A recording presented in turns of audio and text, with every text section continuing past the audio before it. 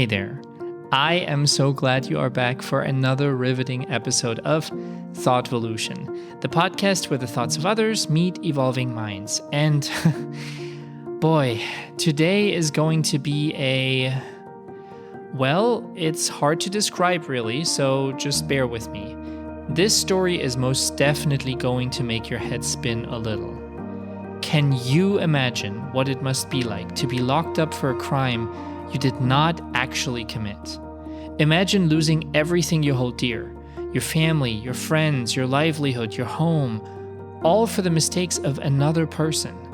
You're trading your cozy bed for a thin, uncomfortable mattress, thrown carelessly into a cold prison cell. Your favorite meal is replaced by a daily ration of gray, flavorless pulp that does not resemble anything you would ever consider worth eating. Your plans are out of the window because you no longer call any shots for anything in your very own life. Imagine 6 years and 2 months of this kind of bleak, lonely existence for nothing. Because you know in your heart of hearts that you did not commit the crime you have been incarcerated for. Picture it. The helplessness and constant battle between fighting for your own justice and throwing in the towel because your chances to actually receive justice are super slim. Today we get to talk to one of the few wrongfully convicted and incarcerated individuals in this country who actually made it out and lived to tell the tale. According to the Georgia Innocence Project, 4 to 6% of people incarcerated in U.S. prisons are innocent, meaning that about 1 out of every 20 prisoners in our U.S. prisons today is serving time for something they did not actually do. Let that sink in. I don't know about you, but I think that is a scary number. My guest today is Donnie. He's 43 and has managed to build himself a bit of a business empire. He's a successful entrepreneur owning several thriving companies right here in South Carolina. If you had the chance to meet Donnie in person today, you would most likely just see him as a lucky guy who's doing well in life and pretty much has it made. The tremendous cost and determination, the strenuous journey, the personal evolution and transformation, and everything else it has taken in order for him to be where he is right now is so unbelievably unlikely that you probably just wouldn't believe it. I feel incredibly honored that I get to speak to Donnie about the long, rocky road that lies behind him and how he managed to completely rebuild himself and his own life like a phoenix from the ashes, so he can now share his newfound wisdom and knowledge to help others as they seek to rebuild themselves. Give a warm welcome to my guest Donnie, a prime example of what Thoughtvolution is trying to show every single week. That human beings have the capacity to change, adapt, grow, and evolve. Trigger warning. This episode contains conversations about drugs and addiction, murder, violence, confinement, and incarceration. If any of these subjects are a trigger to you, please prioritize your mental health and skip this episode. Donnie, thank you so much for being here. Before we talk about your successful life today, which is quite impressive, I might add, especially considering everything our listeners are about to learn about you. But before all of that, I would like to talk about the roots of you and your story. How and where did you grow up, and what was life like for you as a child? When I was young, my life was it was rough. I come from a very poor background. I lost my mother at a very early age. She died in a car wreck on my second birthday. My father was in prison shortly after that, about 2 years, and has been in prison since 1984 and is still incarcerated. So we didn't have a lot of money, just one car.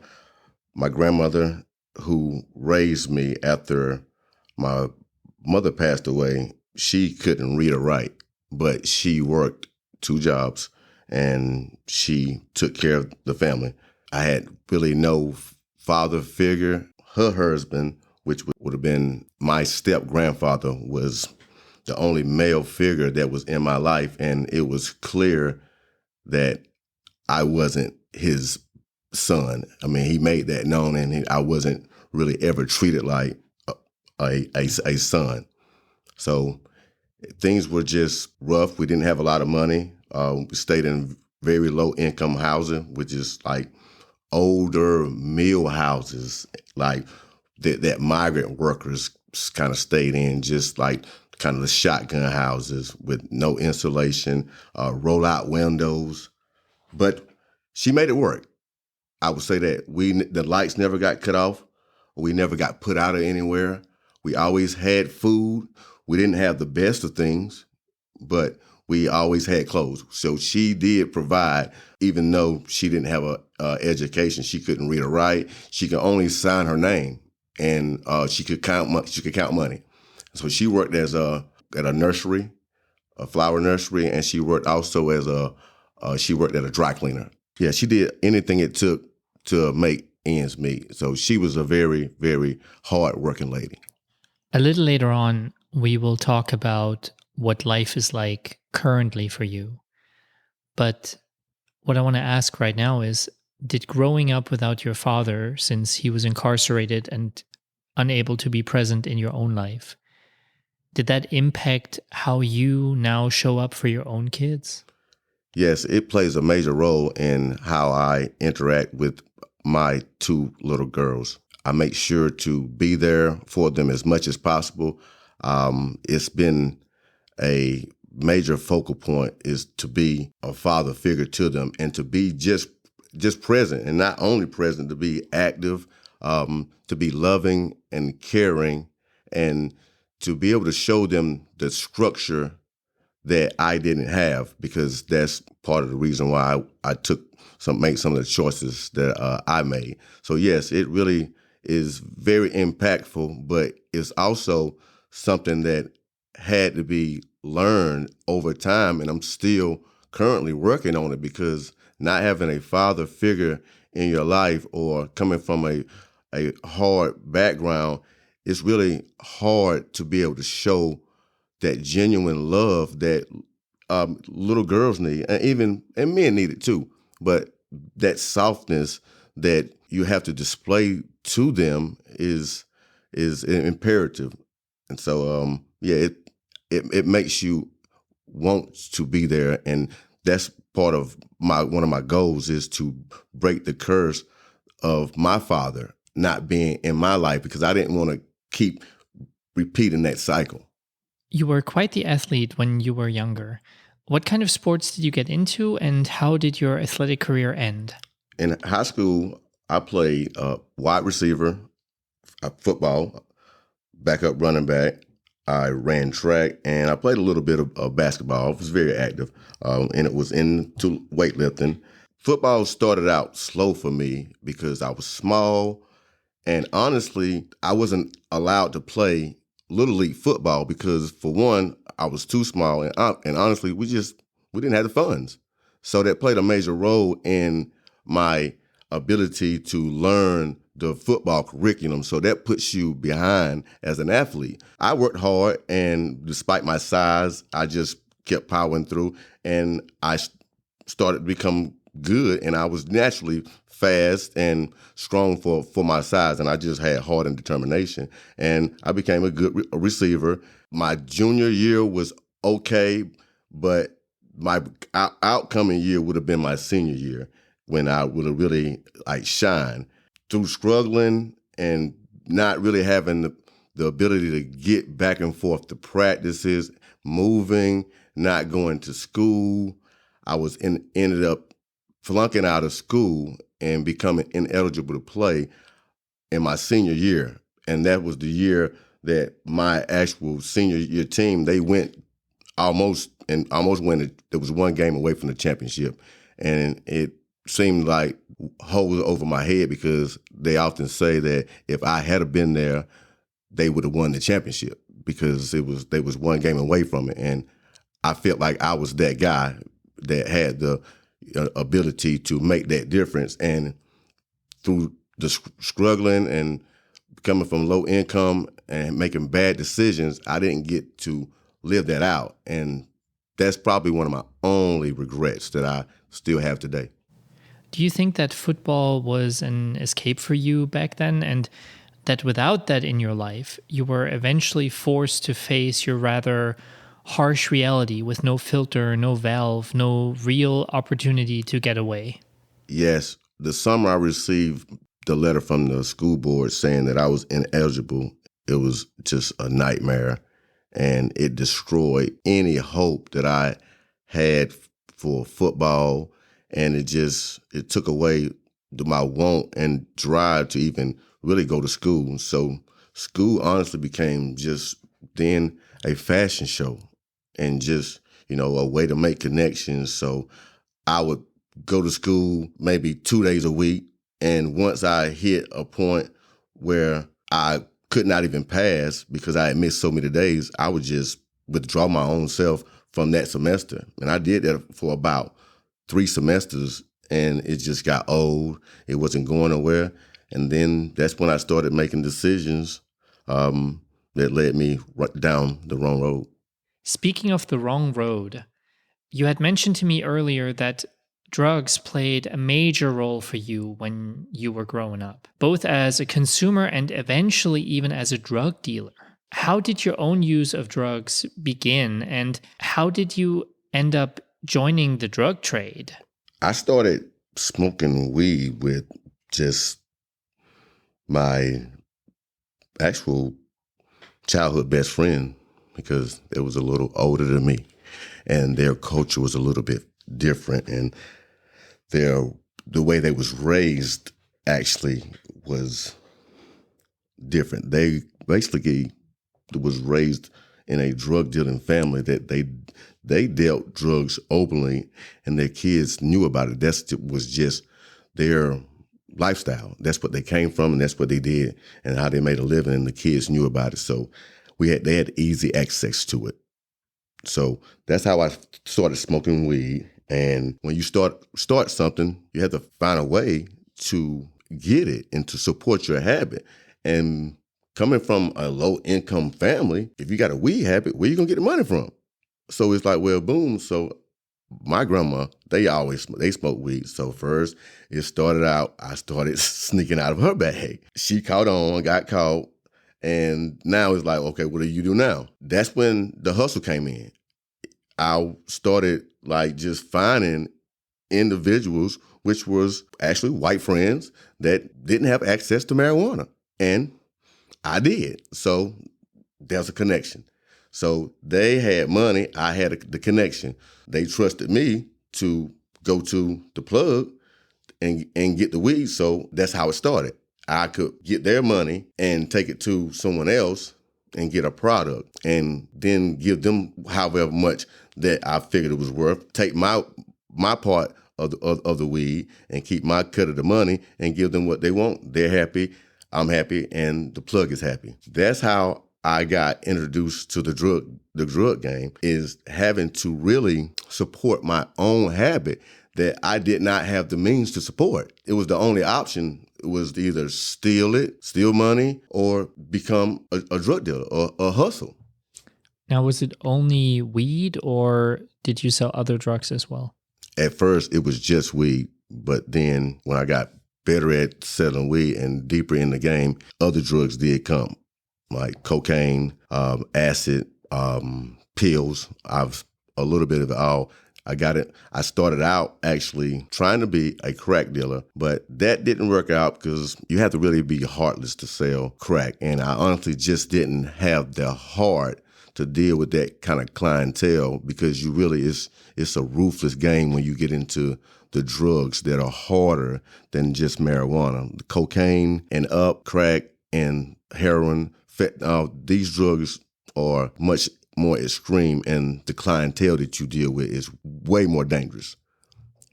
How do you feel about drugs now, especially considering that you dealing drugs may have negatively altered and impacted other people's lives back in the day?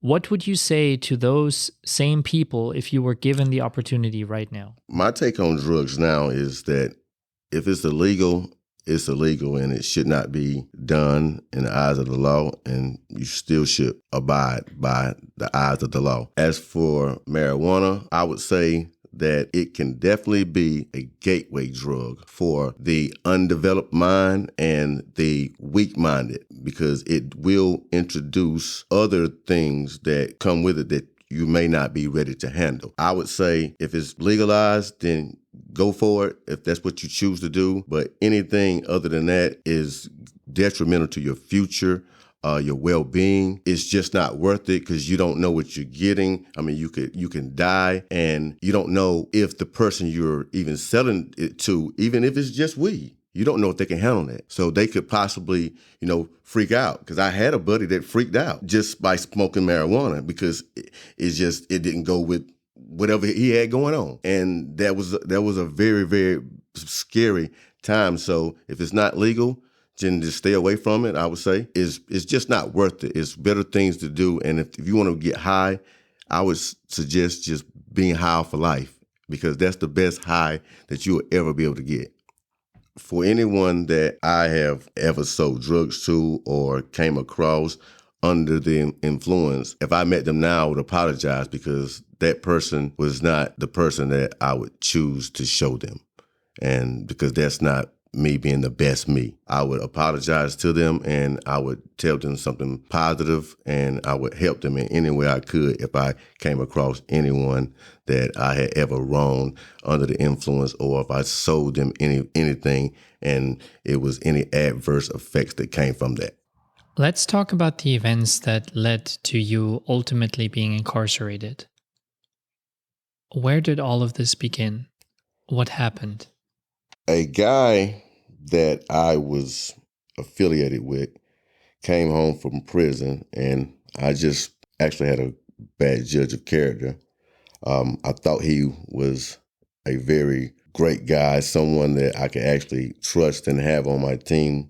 And he picked up me and two of my other friends. He had a guy with him, and we was all supposed to be going to just smoke some weed. And we took a ride, all smoking together, and we headed to an area in Spartanburg, or Barton Springs, more or less, up under a bridge passing. So we all was in the car together. We went up under the bridge passing, and he told us to just get out there and finish smoking, that he was going to pick up something that he had in the stash. Obviously was some type of drugs that he didn't want us to see where he had stashed it. So we all got out of the car and was smoking at the end of the bridge passing. It was more like a tunnel where the traffic goes on top of it, and you can also go up under it on the split level. So it was probably about a 40 or 50 foot tunnel that we was standing all at the end of, and we was just smoking. He dropped us off, turned around, and went back out. So by the time he comes back, we are all pretty much finished smoking, and we're all on both sides of the actual drive, I would say. Then he gets between us and gets out of the car and stands on the floorboard of the car, and he has a gun out, and he's pointing it at one of the guys on the right side of the car. And he drew down on him. The guy threw his hands up, and he said a few words. Really was unclear exactly what was said. And then he shot him 2 times in like the shoulder and chest area. The guy jerked back with each shot, and then his eyes just got super big. And then he turned around and ran back out towards the entrance of the trestle. He ran about halfway, and then he collapsed on the left side of the trestle. The shooter ran down behind him and shot him 3 more times. And then he ran back to the car while we were all trying to get back in the car. He had all the doors locked except on the driver's side. And so we had to wait till he got back in the driver's seat to even get in the car. So he came back, got in the car, let us in, and it was really just like, it was silent. But we had to actually go and turn around to go back out the trestle. So we had to go back past the actual body. So we're proceeding, and it was very, very cold. It was in January of 1999, and it had snowed. And it was so cold that you could literally still see the condensation coming from his breath out of his mouth. And the shooter pulled up the parking brake and stopped. And he got out, and he shot him 2 more times. And then he got back in the car, and he threw the pistol on the floorboard on my side. I put my feet up as far as I could get it from it. And he looked, and he told us, he said, "Y'all take that to y'all's grave." Do the images of this man dying in front of you, do they still haunt you? Do they still pop up in your dreams, nightmares? I mean, you were 18 years old. You were still practically a kid. And even though you had a rough life, obviously, with you having been a drug dealer and having moved around in circles that you don't normally expect a child to move around in, that still must have left a mark. Yes, I can remember it like it was yesterday, and I do still have the image engraved in my subconscious mind, my conscious mind. I can never unsee that, and it has had a tremendous effect on me. In my sleep, yeah, I've had dreams of the night plenty of times. I mean, up until today, I even often battle and war with the actual shooter because of how things went after he got locked up, and we all got locked up. So it wasn't a pleasant ending. It was a lot of bad blood. So I still see this figure, this man, in my dreams. We still fight and war and have a war going on mentally, and it's like it probably would never ever stop because I mean it's happened to me at such a young age, and when you're young, your mind is very impressionable. How do you return home to your normal surroundings after having witnessed this?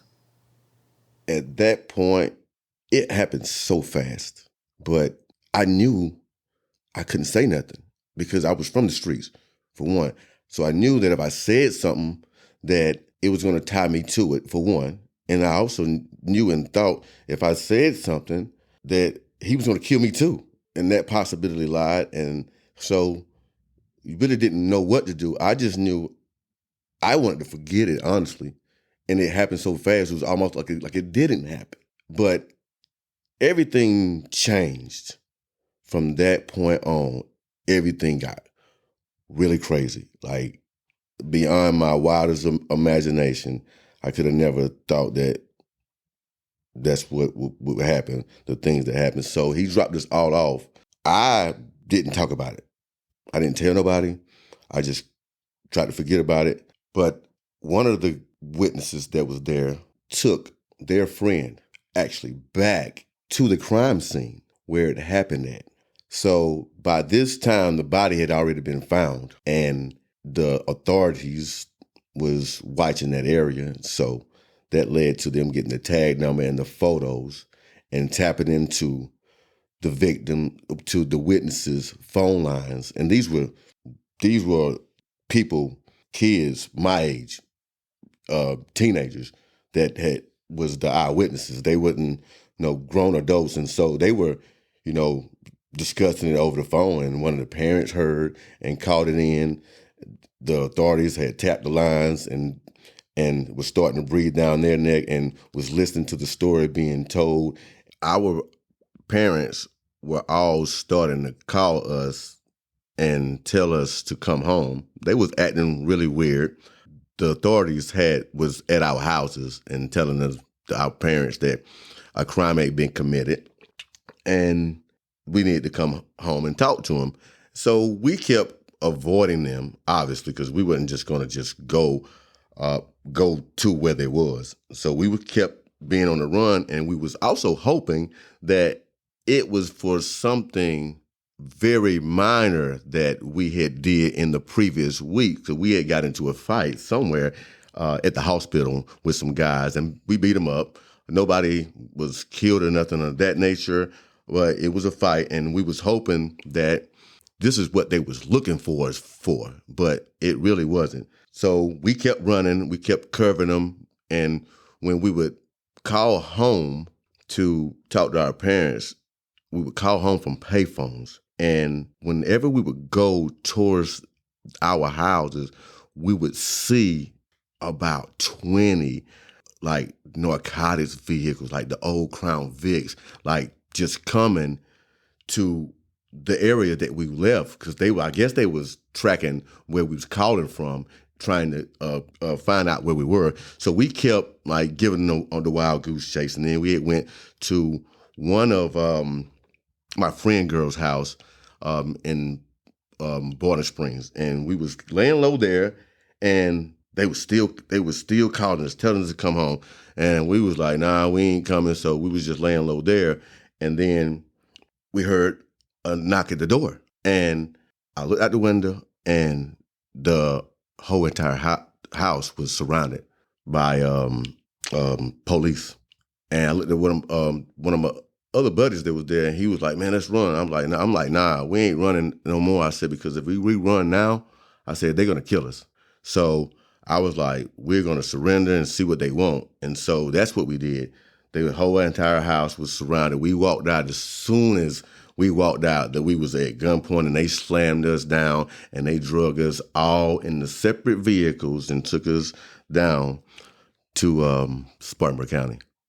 Were you given an opportunity to now tell your story? It was very chaotic, because they had a story already about what had happened. They had a good bit of evidence, but they was either lying or saying, like playing with the whole cat and mouse. They were saying, well, this person is blaming it on you. This person is blaming it on you. The killer is blaming it on you. So they was pretty much playing that game. And I held to my guns, because I knew if I said anything that it was going to incriminate myself. I just acted like I didn't know nothing. Like I just kept it, like I wasn't there. But then it came to a point that I realized that these people have the whole entire story. They have the evidence. They knew who was there. They got footprints. They got everything. So I kept playing hardball, but it came a point in time where I knew it was starting to look like I actually had something to do with it. And I didn't know the murder was going to happen. I didn't have a chance to be in or out. So at that point in time, I knew that I had to tell the truth, because an innocent man's life had been taken, and it was time to do the right thing and stop like trying to be hard and tell the truth before I make matters worse than what they was. At that point in time, I think that's when I realized the magnitude of what making the decisions hold. So I tell the authorities the truth about what actually happened. So we then get locked up for accessory after the fact. They could have been like pricks, and they could have possibly charged us with hands of one, hands of all, because they often do that in cases of this scenario. But they charged us with accessory after the fact, because we was willing to tell the truth about what had actually happened. So I still got a lesser charge, because they were originally charging us all as murder suspects. That's what we was on the news as, murder suspects. Accessory after the fact is a charge that carries 0 to 15 years in prison. It is a charge that says that you knew about a crime and you did not come forward and tell the authorities. And that's what you're required to do as a law-abiding citizen if you witness a crime. And we did not do that. So that deemed us all as accessories to murder after the fact, because a crime was committed and we did not come forward to the authorities. Now, during this process, did they give any consideration to the fact that you were traumatized, you were scared for your own life, considering that you had just witnessed, at the age of 18, I might add, a murder take place right in front of your eyes?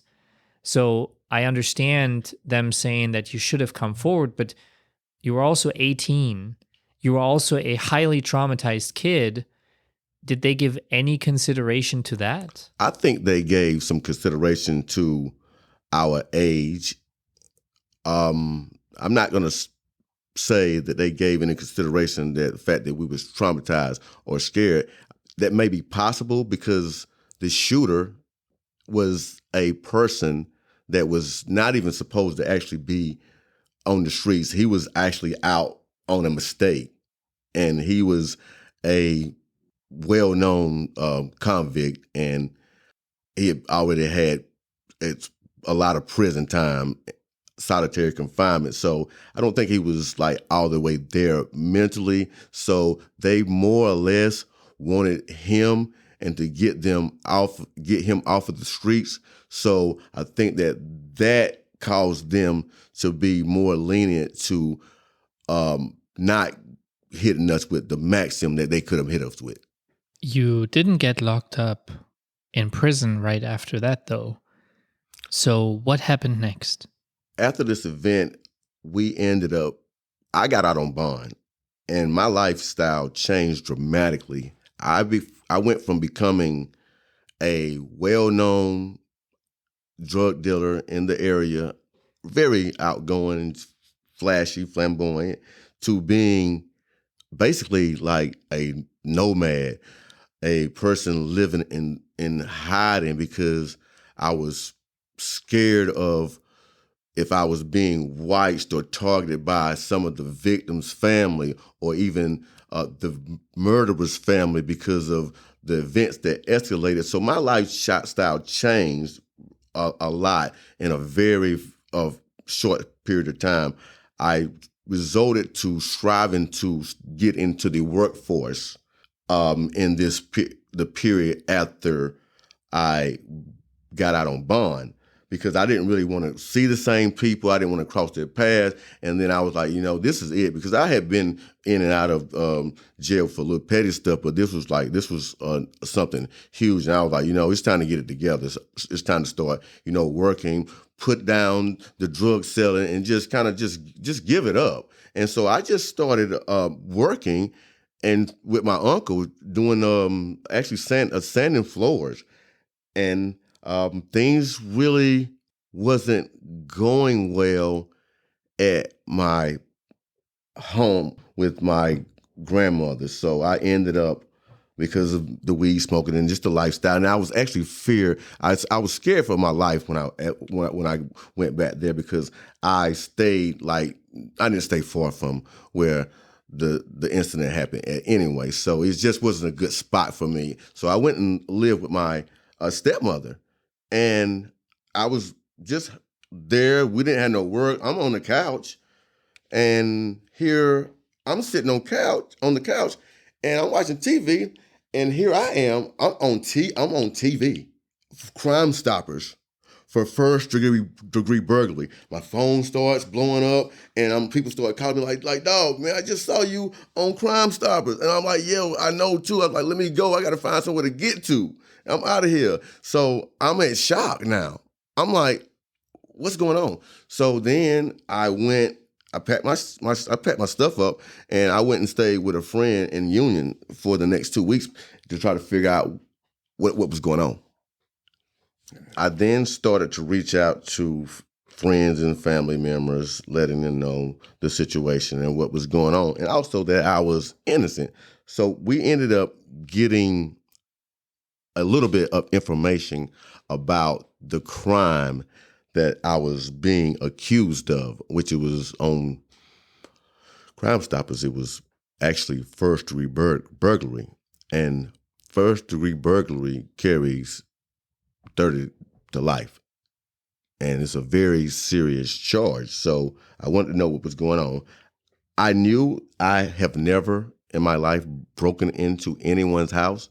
So I knew I was innocent, and I wanted to figure out what was going on so I could come up with a game plan about the situation. I was still in the streets. My mother was very, very adamant about me turning myself in because she didn't want me to get shot in the streets from running from the cops. And I respect my mother and her opinion to the utmost.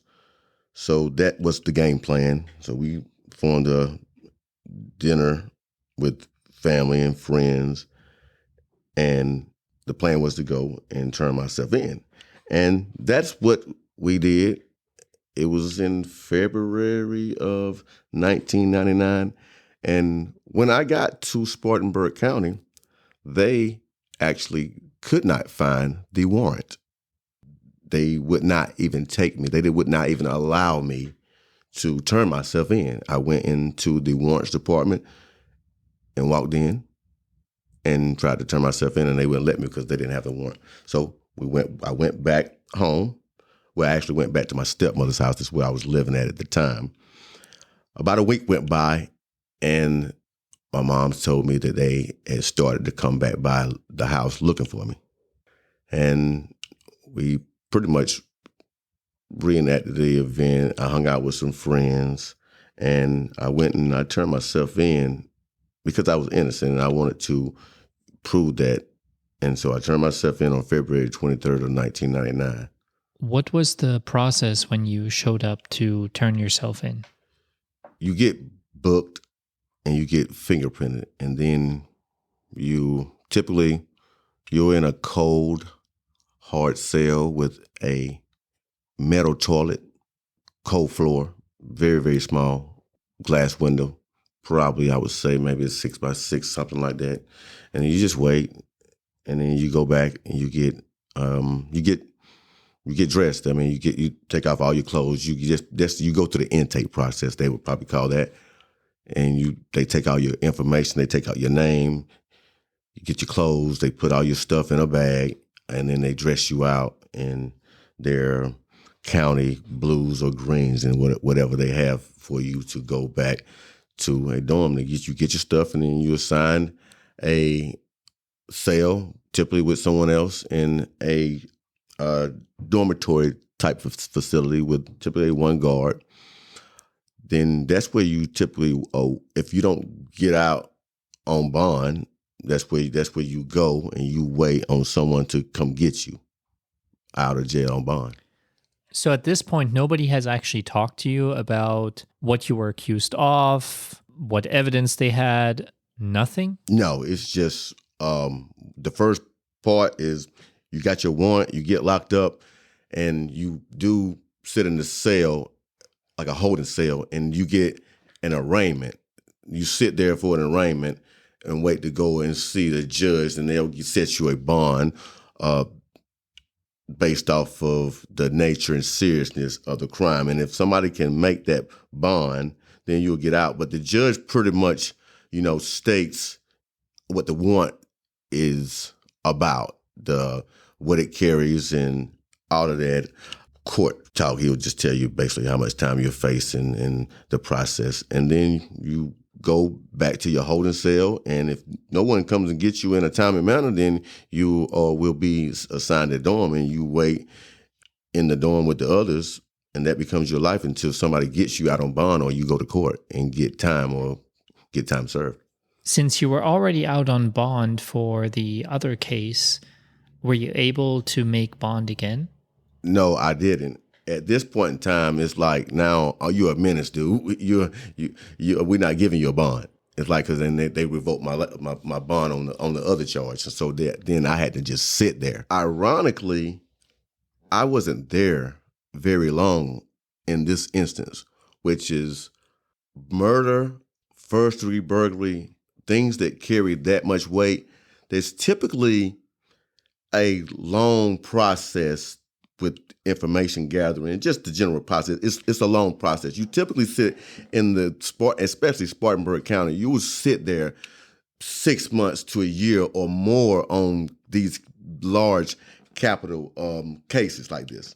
So lo and behold, for me, I turned myself in on February 23rd of 1999, and here it comes is in like March of the same year that they have a new solicitor, and they said that they're going to let him try out some upcoming cases all of a sudden.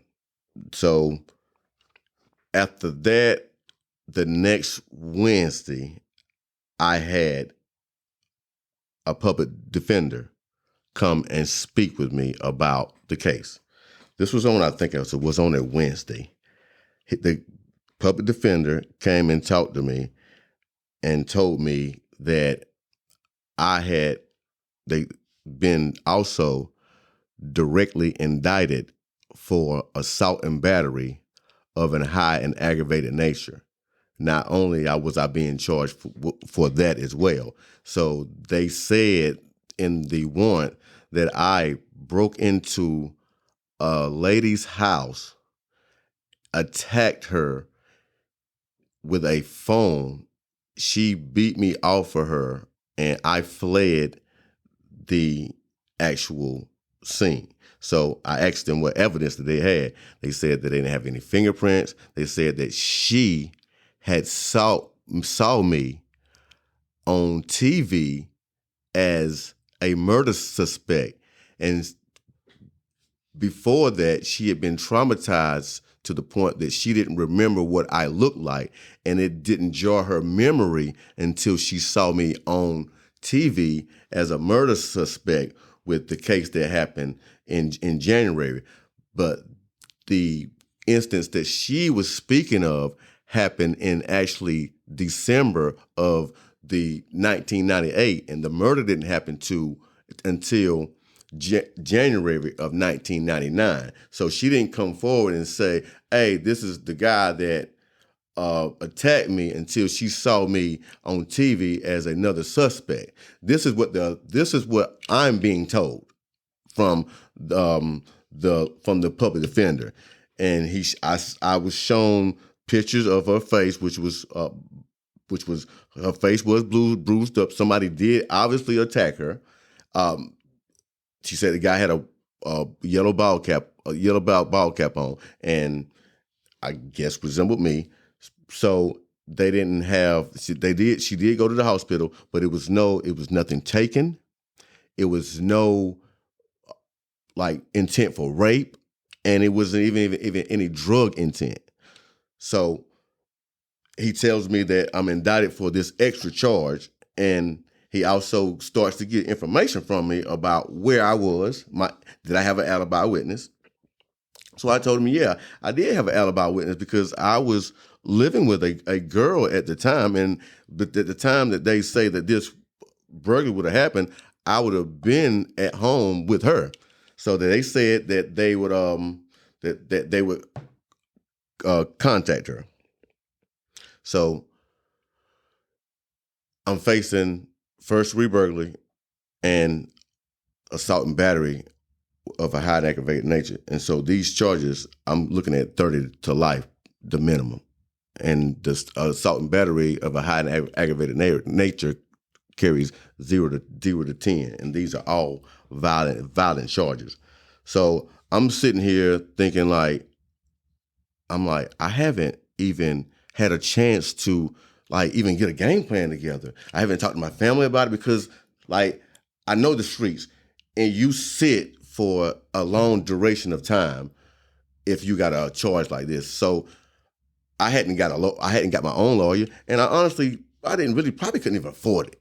So I'm kind of seeing what they was going to do, and I'm just sitting. So they came with me with the public defender, and he's telling me now, well, we're going to court with this because it's on the docket, and you got to start. You got to pick your jury tomorrow. So we're calling your alibi witness today, and then they called the alibi witness. This is how it went. They said that my alibi witness was not willing to cooperate. So I'm like, okay, what do I do? And then he started to give me the pitch where will you plea if we can get it reduced to a lower sentence. And I'm like, I'm like sweating bullets already. I'm like confused. I really don't even got no funds or time to get a lawyer. And they're telling me I gotta I got to go to court. So I'm like, I don't even know what to do. So I'm like, I think I called my mom and my sister, and I mean, it really was no help because we didn't really have no funds for the lawyer. Yeah, I was selling drugs, but was I really making money and saving money, putting it away for a lawyer? I mean, probably no. I didn't really have it like that. It was just a flashy type of thing for me. So it ended up coming back saying that if they reduced it to second degree burglary, which carries a 0 to 15, and put a 12-year cap on it, would I be willing to, plead guilty? And I was like, I'm like on some, like, I know, I really didn't do this. I'm like, it's like, do I really have to do this? And I'm like, and he was like, well, I mean, if not, you're gonna have to pick your juror, and you got to go to trial. And so I was like, well, let me think about it. He went back. This was on a Wednesday, and the next day, they was bringing me a jumpsuit and telling me I was going to court. So basically, the plea bargain offer was presented to you as the only true option for somebody with a certain lack of funds and knowledge in this case? Well, I had spoken with my public defender about what was going on, and I really didn't want to plead guilty because I was innocent. But I also was scared to roll the dice with a life sentence because it's like, well, if you get life, then it's over with for you, dog. I mean, it's all or nothing.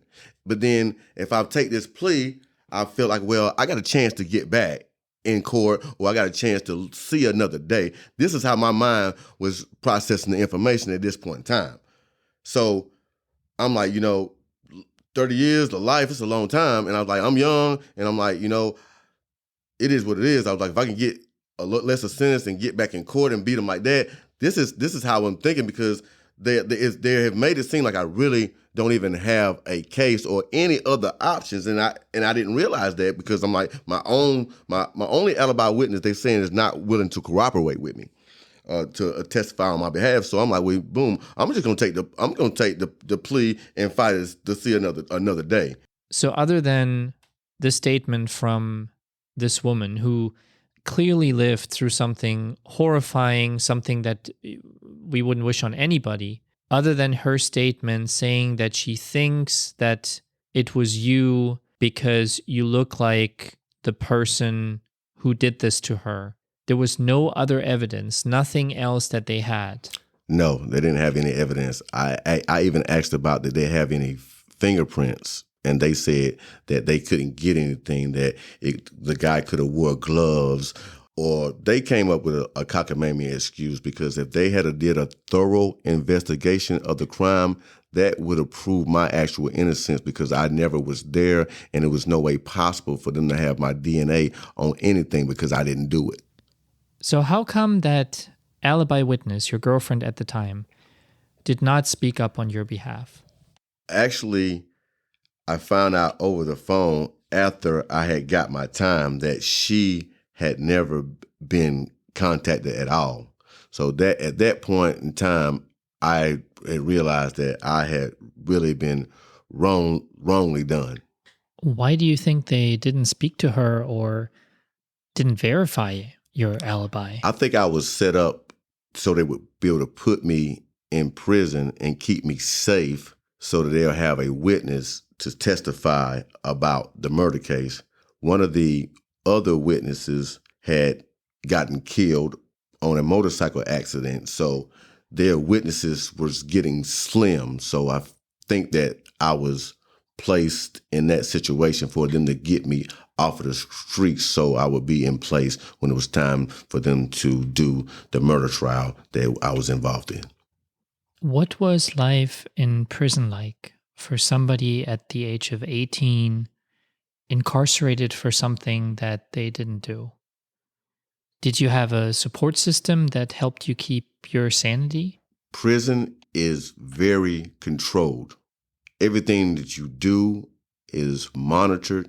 You are told when to do everything, from going to the bathroom, when you eat, when you can shower, when you can talk on the phone.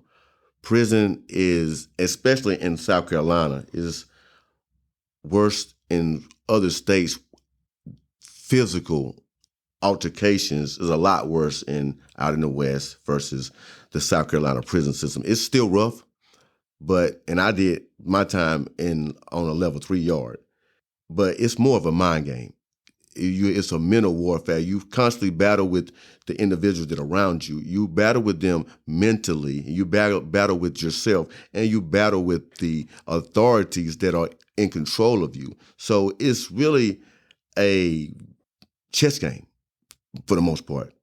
Is a mental warfare, and you lose your dignity. You lose your manhood. You're treated like less than an animal. Is very demeaning, degrading. You feel like a lowlife. You feel like you are desperate. You feel like you have no hope. Like it's another world. It's not something I typically wish on my worst enemy.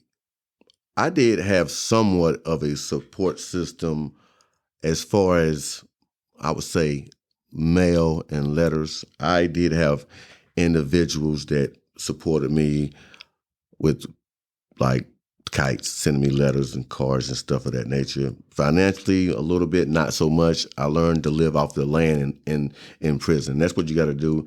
I mean, it's ways to hustle in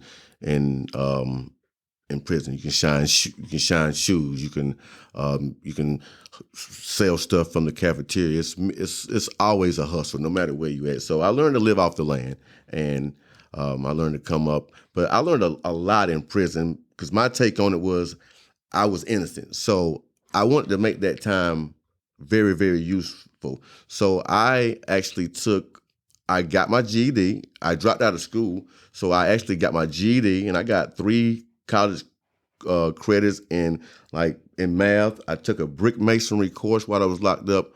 I ended up becoming the head clerical assistant in the cafeteria, where I had previously became the baker, and I became the head baker over the entire facility. So I was in charge of all the bakery products. So I learned how to bake and cook on a mass level in prison. I learned how to read recipes. I learned how to really apply myself. I learned how to play. I spent my time playing chess, dominoes, but I did a lot of studying. I dove into myself. I wanted to fix the problem of what landed me here. So I did a lot of self-reflecting. I did a lot of philosophical research. I studied the universe. I studied almost every walk of life while I was incarcerated. I learned a lot. I would say that in the 6 years and 2 months that I was incarcerated, I learned more than I actually learned at living 18 years on the streets. So I gained, in a sense, to me, more than what I actually lost, because I was headed in a bad place, and I could have ended up losing my life, or I could have gotten a life sentence. So I become grateful and thankful when I started to look down the line of what could have happened. I was incarcerated for a crime that I did not commit, but I did do things. I broke the law.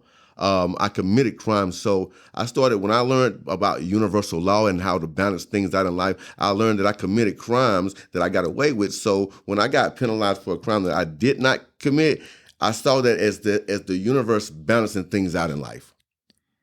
I have some sobering and striking numbers. According to the Prison Policy Initiative, there are nearly 2 million people behind bars in the United States at any given time.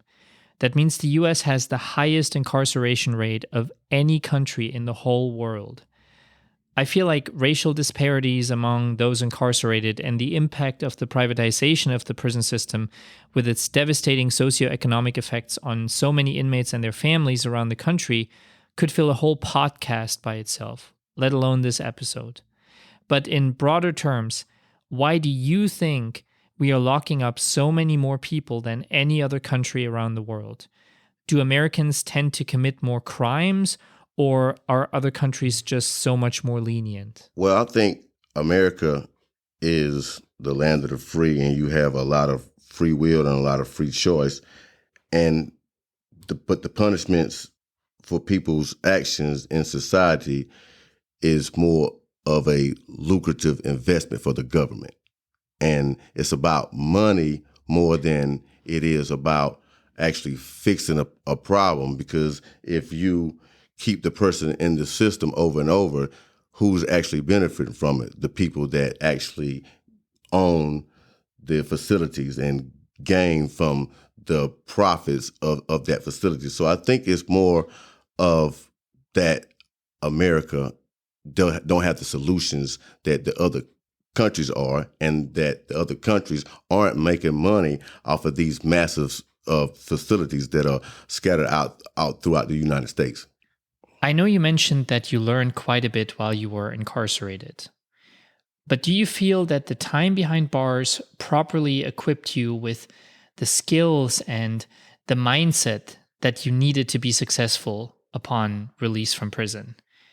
Now, I know it's kind of a known secret that the US prison system has the reputation that very little is done to actually rehabilitate offenders and provide them with the skills needed to be successful upon completion of their sentences.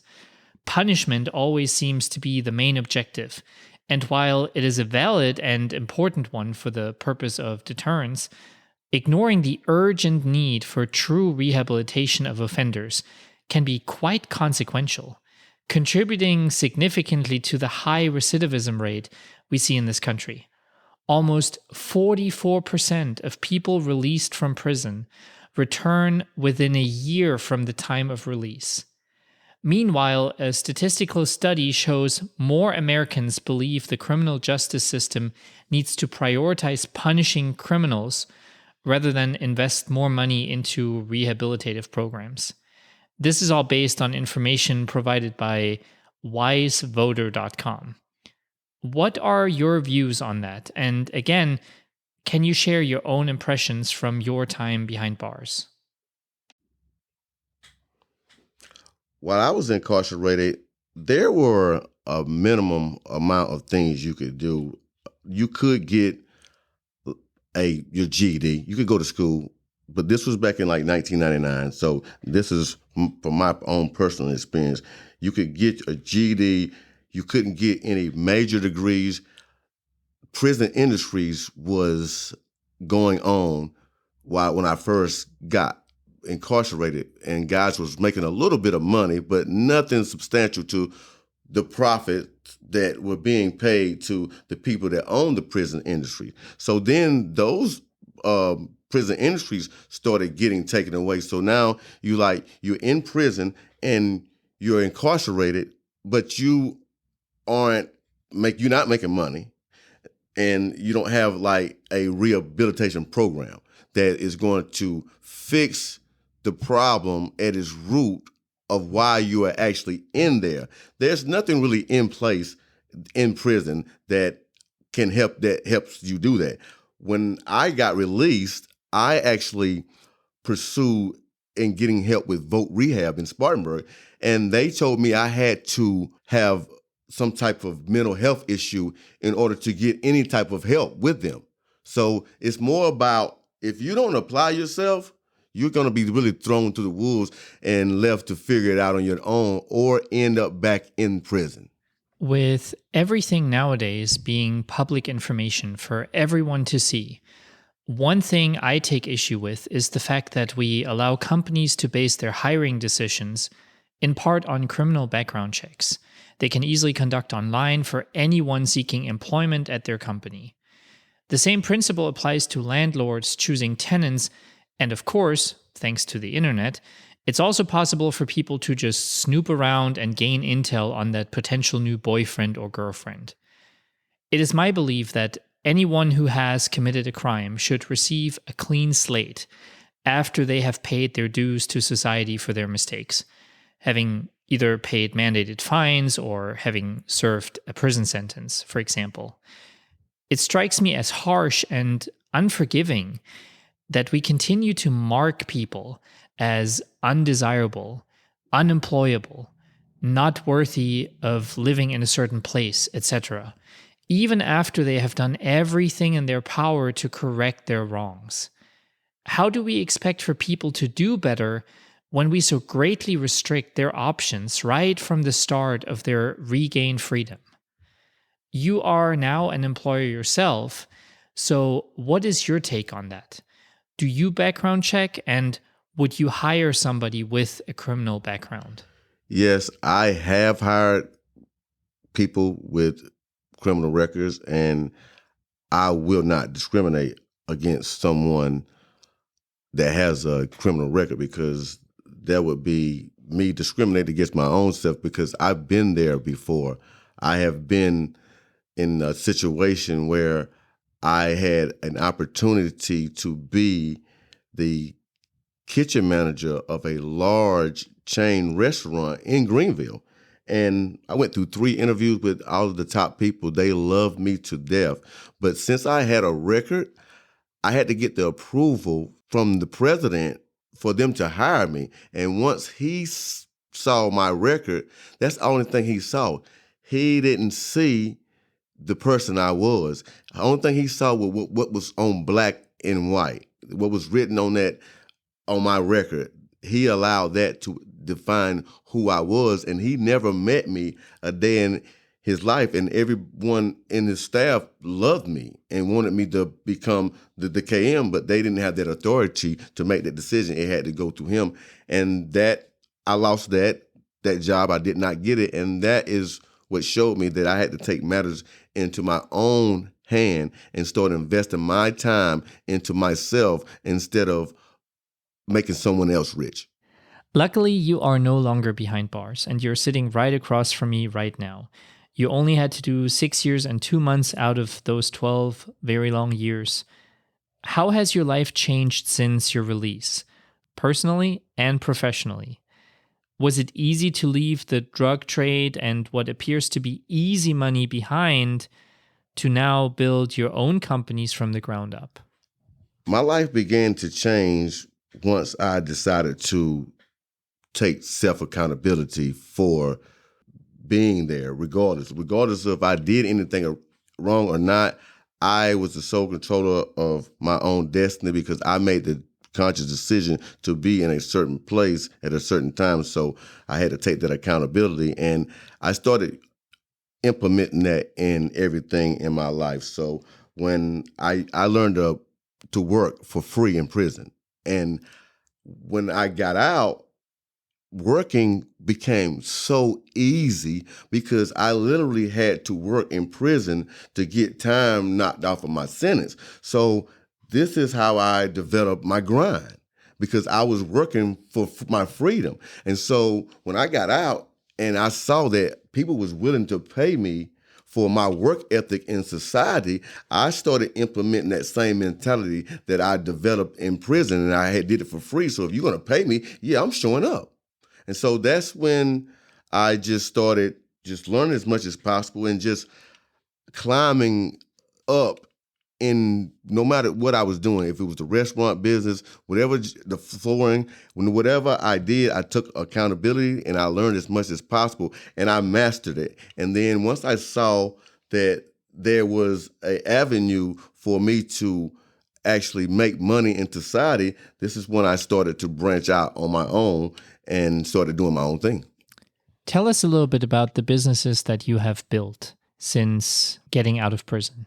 And one thing that you mentioned to me that you felt very strongly about is that you want to give back and help others rebuild their own lives. So what are the things you do now to make an impactful difference in the lives of other people? Well, the mother company to all of my success is Universal Lawn and Floor. We do about anything when it comes to landscaping, but we're big in the commercial space now. The last 2 years, we've expanded and blew up tremendously. So we do anything outside for the most part. And I started it out on my own, just cutting grass and people seeing my work and my workmanship in people's yard. And it just kind of took off from there, and the actual workmanship, the dependability, and the loyalty and the honesty and the credibility that I've established in Greenville and all throughout South Carolina now is what my company is based off of, is being able to get a service that's simple, easy, and fast, and get in and out and get stuff done and not have to go through a whole bunch of hula hoops. It's what universal law on the floor is about. And I'm using that as a platform to build other companies after that model. I have a flooring company, a cleaning company, commercial and residential. We also I'm doing financial literacy. We repair credit. We do business funding, anything that has to do with financial literacy. That is what I'm gearing toward, because I want to hire people and influence people that are just like me. I want to be that guy that can help shave those 5 years off of your process that it took me to get where I'm at. I don't want people to have to struggle as hard as I have had to struggle to get the knowledge and information for business or for personal development, because personal development is huge in business, because if your personal life is a disaster, it's going to flow into your business. And I've experienced that. So I've had to learn all of these things on my own, because there are not more people out there like me willing to step up to the plate and tell the story like it truly went, because I don't want people to have to go through what I've had to go through. And that's what I'm there for. I'm building my platform. I'm building my legacy so I can have the funds and have the a means to be able to give back more and hire more people like me to have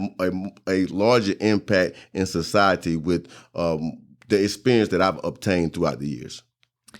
What do you think we as people can do to end the stigma and to help those released from prison in a meaningful way as they attempt to utilize the freedom and the second chance they have rightfully earned by doing their time and working on becoming a better person? What can we do to make sure they don't end up being a part of that 44% I mentioned in the recidivism statistic earlier? I think everyone should just treat people the way that they want to be treated and not judge people based off of their past or what's on a piece of paper. You judge people by their ways and their actions and what they're currently doing, because people can change. And that's been a proven fact that people can change, because I'm living proof, because I made a choice to not go back down the same road.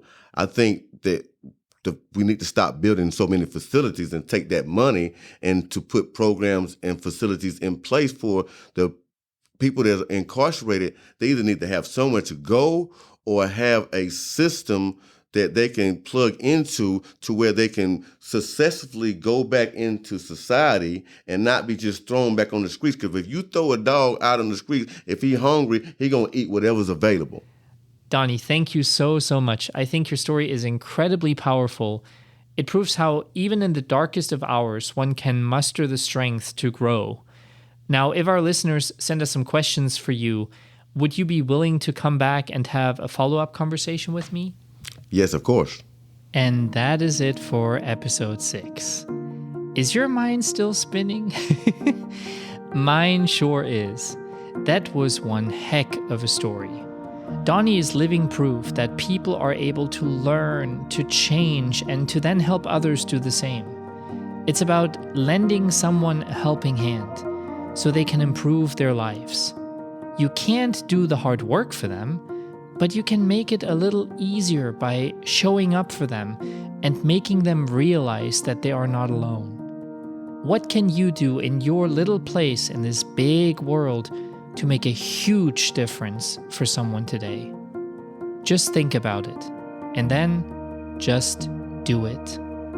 Friends, thank you for spending some time with our podcast today. I really appreciate every single one of you tuning in, listening, evolving. If you would like to find out more about Donnie, feel free to contact me and ask your questions for a follow-up episode. I'm telling you, Donnie has a lot more interesting stories to tell us. You can get in touch with me in a number of ways.